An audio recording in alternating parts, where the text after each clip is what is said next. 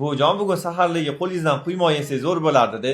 Bolaligimizda pishirib berganingiz og'zimda mazasi qolgan. Senden kuyma aylansın bolajonim. Senden soğan tayyorlayver. Ben kuymağını başlayman. Xo'p bo'ladi buvijon. Bolajonlarim, bu mani ko'p yildan beri pishiradigan, tayyorlashi oson, mazali va to'yimli o'zimni quymoq retseptim. Hozir sizlarga ham o'rgatib qo'yaman. Shu quymoqni tayyorlagan paytimda cholim rahmatli bilan nabiralarim tarelka to'lmasdan talashib yeb qo'yishardi.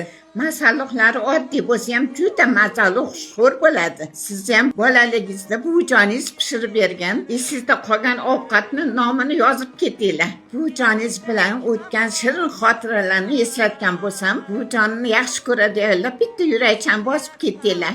Yetgancha to'liq retseptni videoni tagiga yozib qo'yamiz. Bismillah.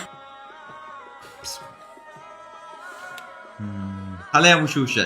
Yosh bolalikni siz bilan o'tgan zo'r vaqtlarni eslatvordi buvijon. Buni men ham tayyorlab ko'rdim, xuddi shu masalliqdan, xuddi shunaqa qilib. Lekin menda o'xshamayapti. Buni siri nimada o'zi? Bolam, buni siri shu mehrli qo'llarimda. Sizlarni yaxshi ko'rib mehr bilan tayyorlayman. Shuning uchun juda mazali chiqadi.